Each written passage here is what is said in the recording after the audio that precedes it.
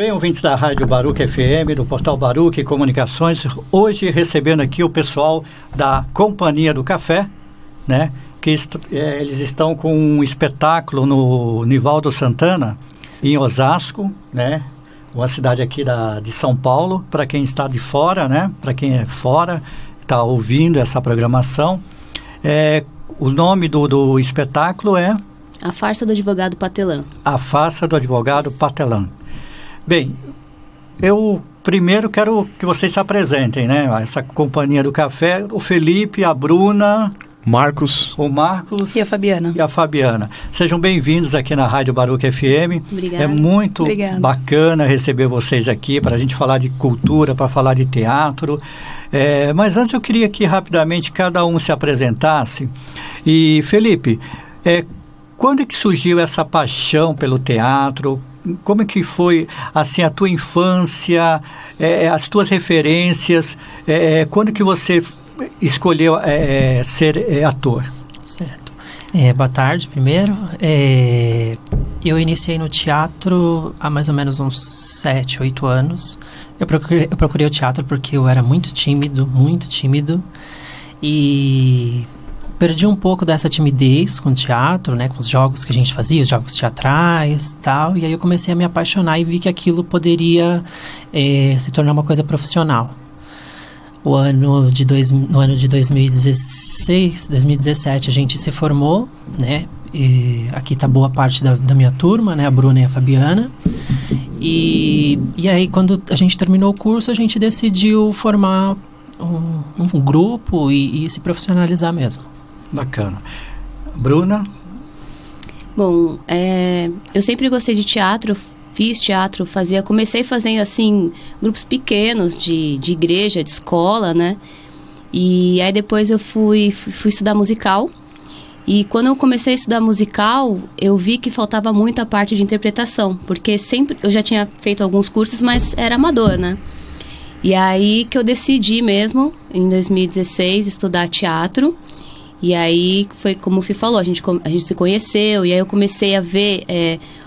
A visão que eu tinha era a visão de teatro, mas eu comecei a perceber outras coisas, assim, que o teatro realmente, ele exige de você, você por inteiro, né? O corpo, não é talento, não é você ser bom, é você se dedicar, é você estudar, é você pesquisar, é você correr atrás, batalhar, que talento acho que é 10%, nem isso, né?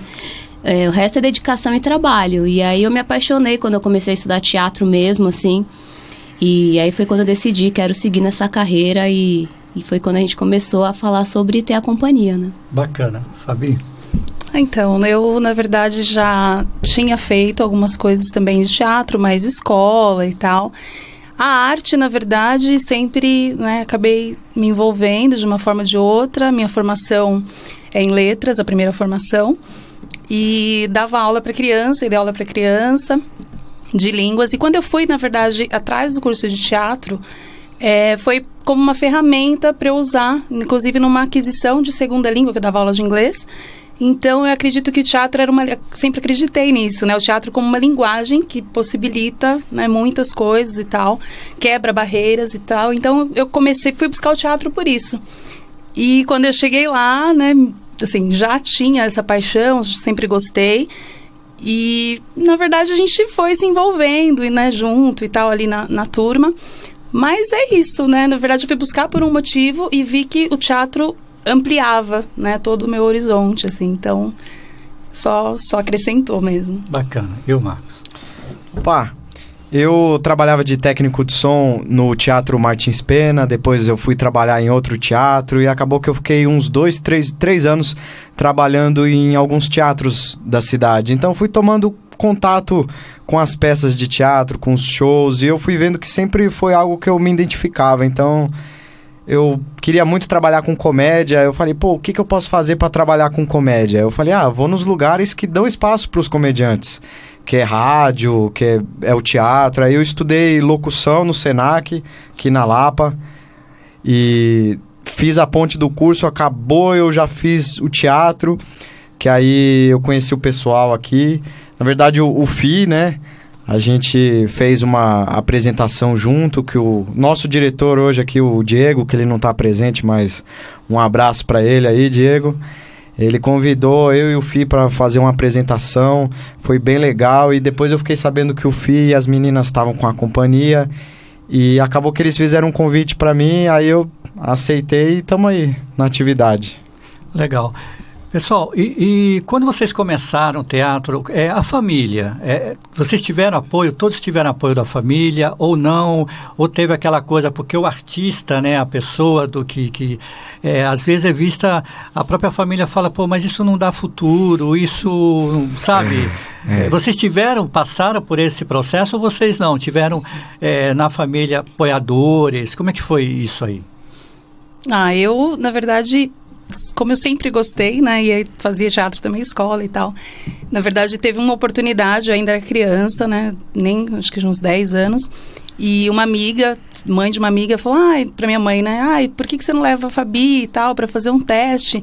Na verdade, na época era pra fazer comercial, uma outra coisa, mas era, né, tinha a ver e tal com esse... de ator e tal. E aí, minha mãe ficou super travou, não vai pra lugar nenhum, e ainda mais criança, né, porque sempre tem essa restrição.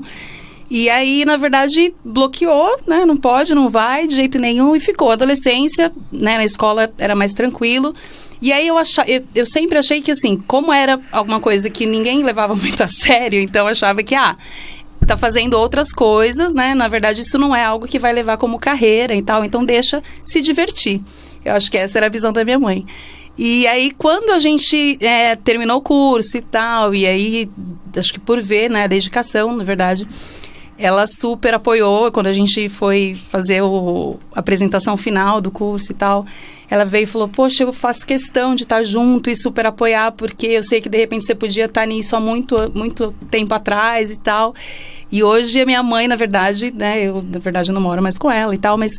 é uma super apoiadora, e não só ela, como toda a família comprou a visão da Companhia do Café e todo mundo parece que entrou junto. Mas eu acho que enquanto pensava que ia ser uma brincadeira e tal, eu acho que é uma visão que talvez até cultural, não sei te explicar, não sei se é regional, mas na minha família acho que era muito isso. Enquanto, deixa se divertir. Depois que percebe que o negócio vai empenhar tempo, vai ter que ter investimento financeiro também, né? Dedicação, abrir mão de coisas e tal, e o negócio começa a ficar sério, e o retorno financeiro quando vem e tal, enfim. Mas, e aí depois que você percebe, acho que vai muito de quanto a sério você leva o trabalho. Eu acho que aí você consegue... As pessoas enxergam o seu trabalho e validam ele, né? Não que você fique esperando e tal, mas a gente tem que acreditar no que a gente está fazendo, então. Mas hoje a família é super Companhia do Café. Apoia, né? Vocês também.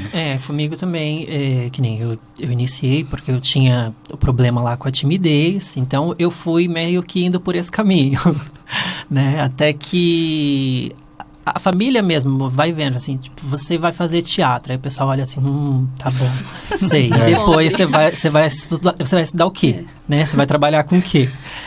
Mas eu acho que a nossa postura ajuda muito, né?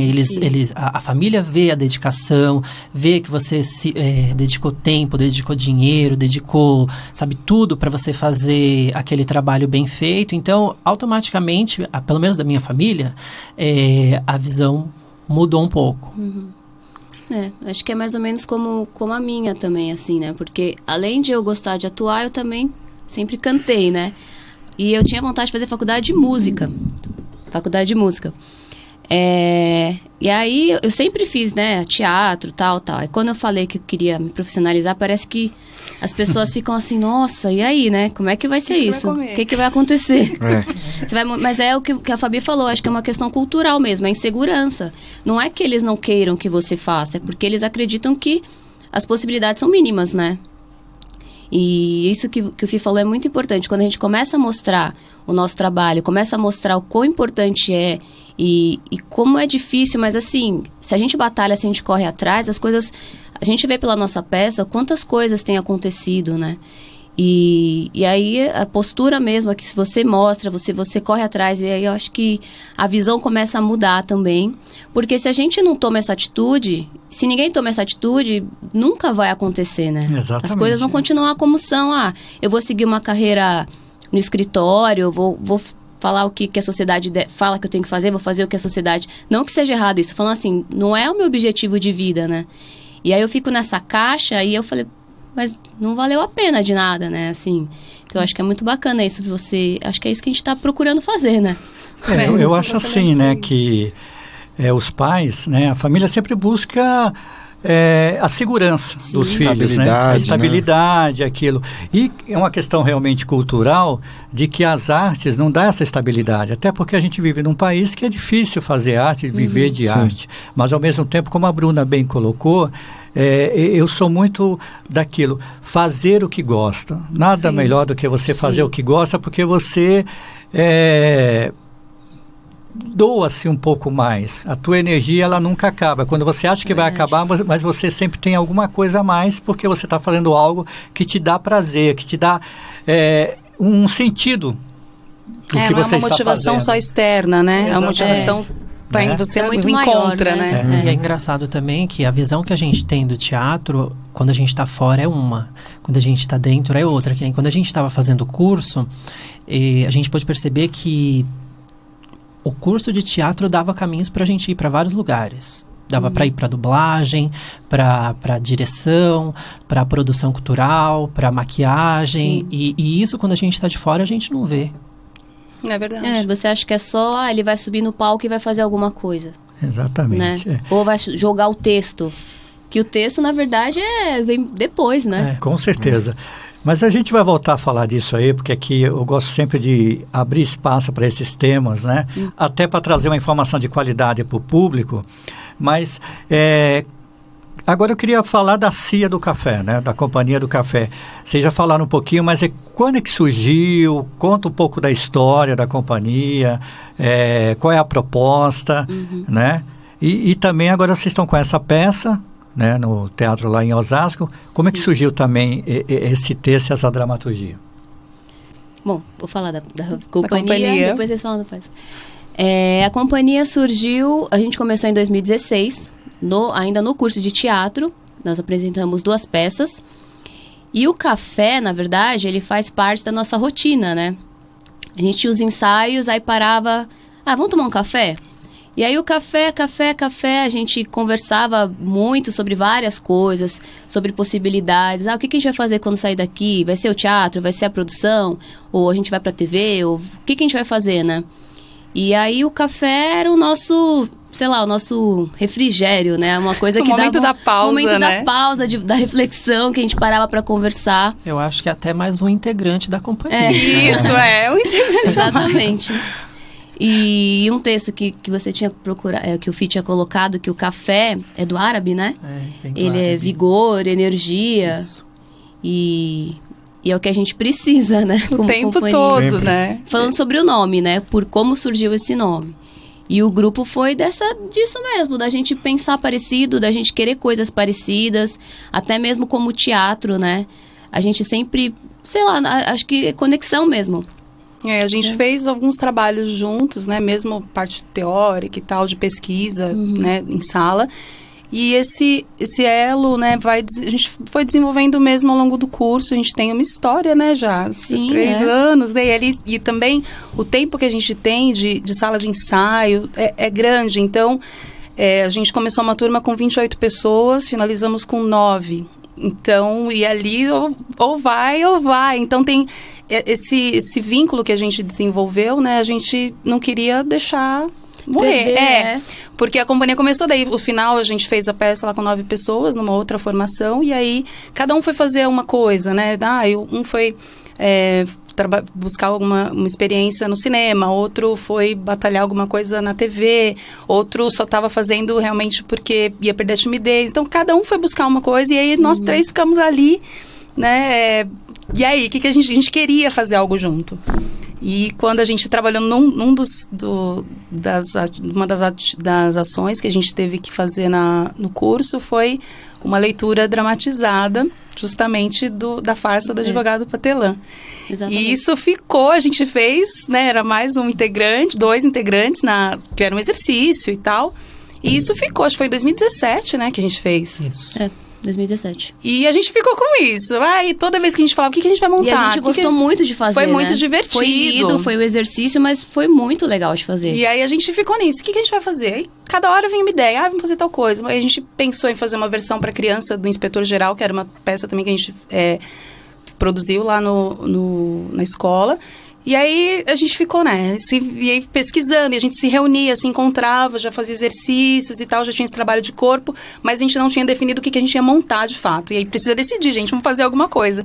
E aí uma das meninas que estudava com a gente, a Carol, se estiver ouvindo a gente aí em algum momento, beijo, obrigada por esse empurrão que ela deu, porque foi muito legal. Ela falou pro Fih, o Fih estava num projeto com ela, né, Fiz um outro projeto com a Carol também, que estudou com a gente. E aí, em paralelo, a gente estava também com a Companhia do Café.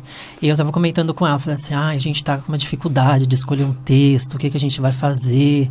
Ela falou assim, vocês não fizeram aquela leitura do advogado Patelã? Todo mundo gosta daquele texto, não gosta? Então, por que vocês não fazem ele? E aí, tipo, foi... Aí vocês eu comentei com as não param meninas, de falar toda vez que vocês falam de falar, vocês falam desse texto. E a gente se reunia, né? Aí trazia um texto, trazia outro, sei o que. A gente pensou em fazer um inspetor, mas era muita gente pra fazer um inspetor. Eu falei, não vai dar pra gente fazer um inspetor. Vamos fazer não sei o quê. E texto, né?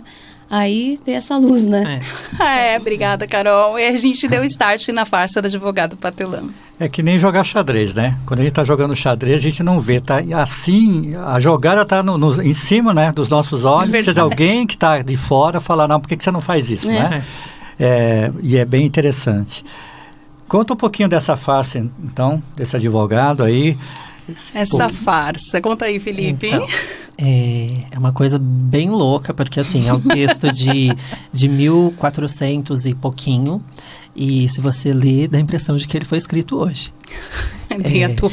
Bem atual. O teatro tem muito disso, né? Que a gente percebe nas encenações de dramaturgias, peças escritas no século 14, 15, 16, parece que foi escrito ontem, né, Felipe? Isso. Talvez não tenha mudado muita coisa de lá para cá, né? Umas atitudes medievais que a nossa sociedade vive, às vezes. E aí a gente procurou, para fazer esse trabalho, esse estudo, a gente se aprofundou nas telas do Peter Bruegel, que também é um pintor da época medieval e tal.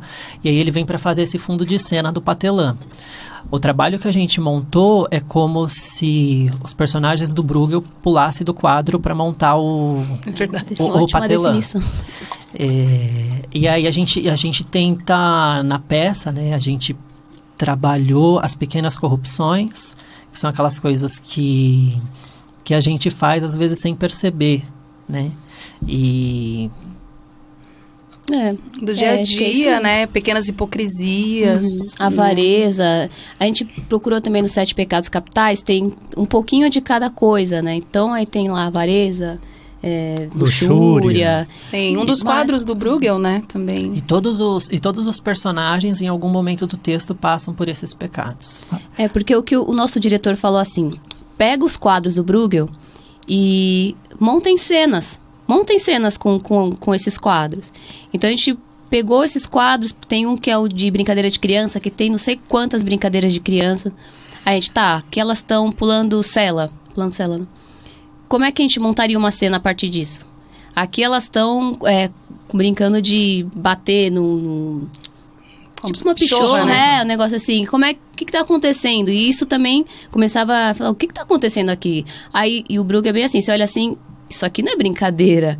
Isso aqui é uma coisa a mais, ele tá criticando alguma coisa, tá acontecendo. Então, isso foi fonte foi uma referência pra gente começar a desenvolver as cenas. E a Fabiana comentou uma vez com a gente também que a maneira que a gente montou a peça tem essas camadas. Uma criança, ela vai assistir, ela vai entender uma coisa.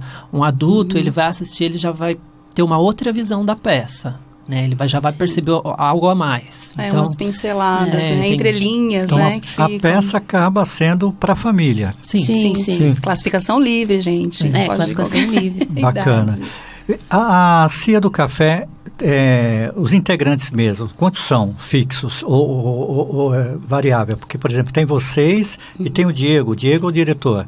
Ele faz parte da Cia do Café ou ele foi convidado? Diretor convidado, nós somos o núcleo, né, da companhia, nós 3.